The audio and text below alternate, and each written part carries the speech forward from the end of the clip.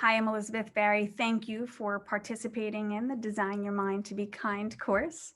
We are on the fourth personality to embody your highest self, the active listener. Now that you're a self-exploration warrior, you're an awareness chief and a master of let it go, you're now stepping into the active listener. A man named Paul Tillich once said, "The first duty of love is to listen. The first duty of love is to listen." So if you desire more love in your life, which most of us do, I ask that you quiet your voice and you use your ears instead of your mouth. I'm willing to bet that most conflicts in our lives come from speaking too much, or speaking out of turn, or speaking too brash. And this course on designing your mind to be kind and stepping into the kindness innovation, to innovate something means to change what exists already, which is our habits. It's important to quiet the mind and step into your higher self. And you can do that so very nicely when you become one with the personality of the active listener. When you listen to others, it's a form of respect. And rather than to emotional react or just defy or just put your walls up, you allow people to feel safe. You allow them to feel seen and heard. When people don't feel seen and heard, they feel hurt. When people don't feel like they're paid attention to, there's this disconnect, right? There's this separateness that we're trying to break free from in the kindness innovation. Disconnection is a hurtful feeling. And as you become an active listener, you'll season your soul with love and let your spirit speak to you so loudly, yet so quietly, that you get to go beyond the ego. You get to stop worrying and fearing, and you step into the belief in yourself that you can do what it is that your heart desires. You power your mind, you tune up your intuition to speak your truth. This is a huge wake-up call.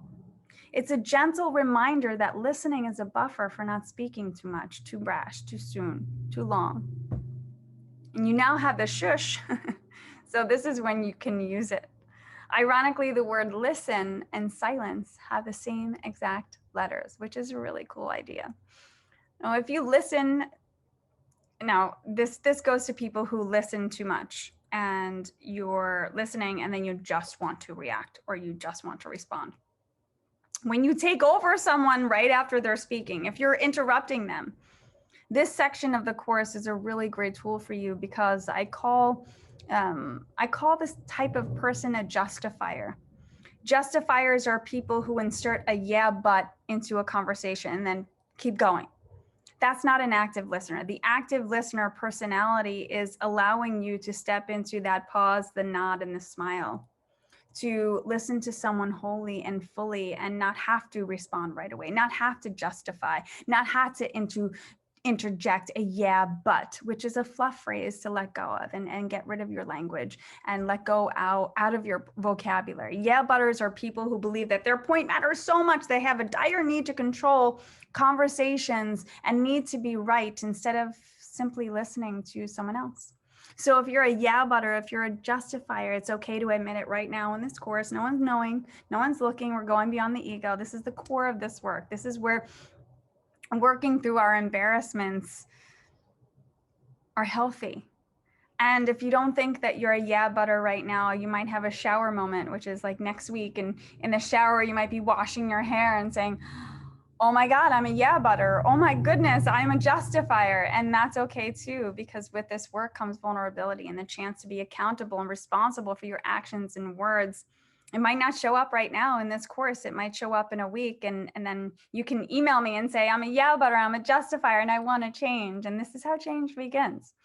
The attention and the care that you put into your communication habits manifest into truth and positivity and relationships. And it's marvelous to become the active listener personality, because when people feel heard, they feel loved. When you learn to speak from the heart, you can also listen from the heart. Intuition is always talking, and it certainly has something to say. Most of us are bombarded with technology and phones that keep us distracted, and it hinders our listening skills because we're addicted to the dopamine of notifications, right? And the problems arise We forget to have eye contact. We have poor posture, and our contact goes away because we're always looking down at the phone. When you step into the active listener personality, you can listen with the ears, but also listen with the eyes. Take on more eye contact that creates an intimacy and a connection with someone, which is it's decreasing. If you go in any elevator, most people look down. I walked down my hallway before I filmed this course, and they just automatically looked down. They didn't even look to smile at me. And we were walking by. The hallway is this big. So the inspiration of birds and trees in this book ask you to use your eyes. Look up at the trees, look up at the birds. Use Mother Nature as a teacher to listen as a lesson in love. As you pay greater attention to your current situations in real time, in the nowness, you can acknowledge people and provide positive feedback in the moment. Most influencers, leaders, and kind communicators listen. And in this course on kind communication, we referenced listening gardens. Right? We surrounded ourselves with roses and flowers, and we sat amongst them.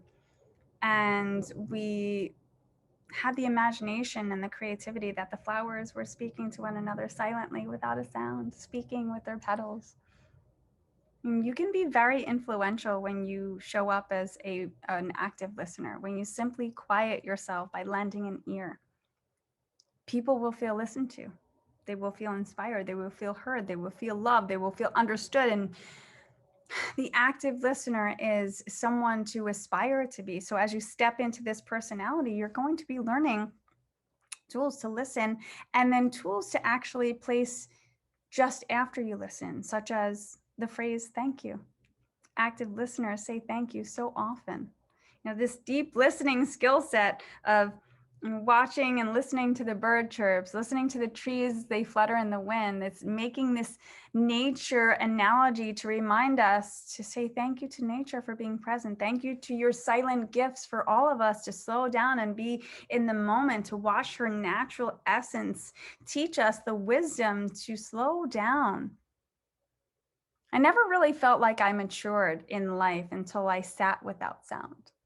And now I'm so grateful for it. Now I write about it. Now I've made it a part of my marketing career as a consultant and as an executive coach and as a communication coach. I sat down and I sat with my muck. I listened to the BS stories that I told myself.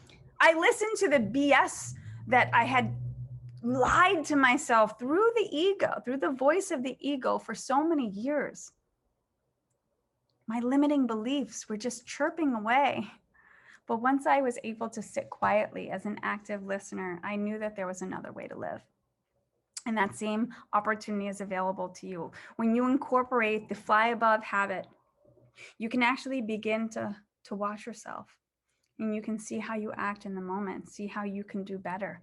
Nature is your biggest teacher for this, to show up when you fly above and you just watch how she is just so beautiful and defenseless, reactiveless, reflective, appreciating the moment at hand, people, opportunities, situations. It's all maturity. It's the active listening tool that, instead of being embarrassed by when you're not a listener, when you're talking too much, or when you're running away from yourself, when you don't apologize in real time, you can actually step into the vulnerability of that and listen to yourself, fly above, catch yourself in the moment. And that's when change is coming about. That's when the consequences of speaking too much and not really listening, not paying attention to people, really takes its toll. And it happens especially during stress. When you can learn to breathe, smile, and say thank you, you can really become so powerful, so influential. And again, without saying a word, or maybe saying the short phrase, thank you, thank you, thank you, thank you, thank you, thank you, thank you. Thank you was a wonderful new habit for you to get into. I failed at this for years. I was so stubborn in my ego. I wasn't able to handle remarks. I was defensive. I carried horrid cycles of BS stories that I was completely unaware of. And once I started to tap into the active listener personality, I knew that I needed to hear my intuition versus the stories that I told myself. I started to say thank you in the moment. And that was the point where I knew that I was in control of who I was, not the ego. That pesky ego that was blocking my happiness, he wasn't responded to anymore. I made a powerful plan of action, and it was like a wake-up call. It's like a burning slap to the face with a gentle hug to say, wake up, grow up, sit in the muck, turn your face to your fear, be vulnerable, find empathy, be compassionate with yourself. Don't carry the dark energy of others, and say thank you. Just say thank you.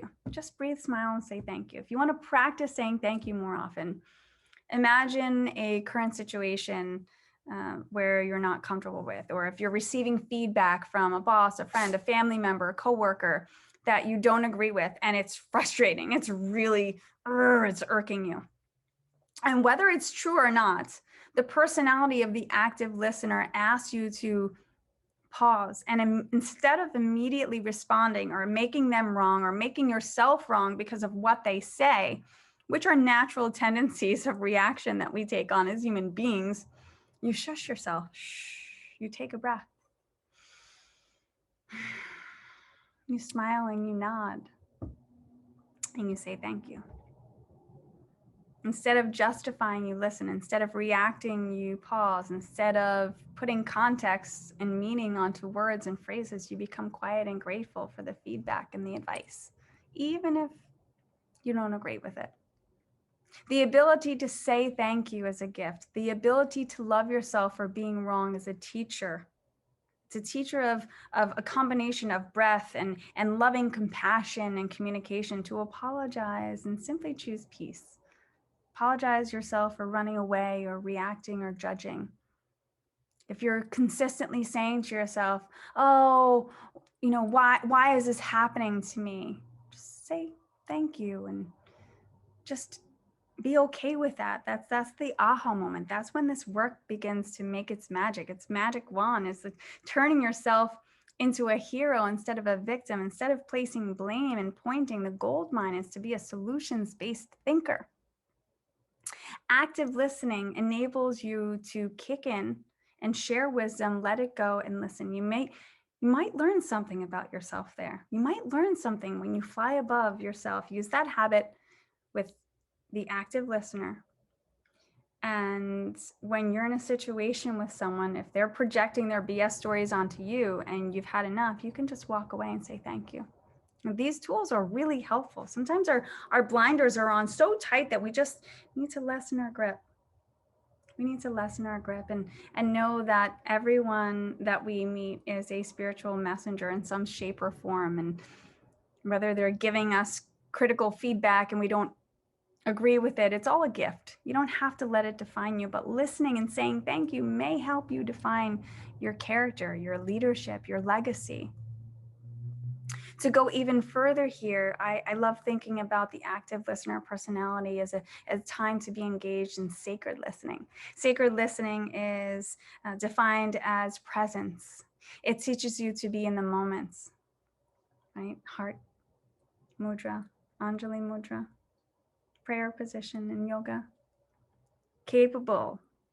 Sacred listening is the peace and the presence of being one with your thoughts and your emotions, your needs, your desires, without reacting to them, and with gentle care and attention to them, giving yourself room for a response and a thank you, and silently saying to yourself, shh. You are a human being gifted with a voice, and far too often you may be compelled to speak out of turn or talk too soon or too brash. Or maybe you might be compelled by insecurity and fear to keep your thoughts hidden in your heart.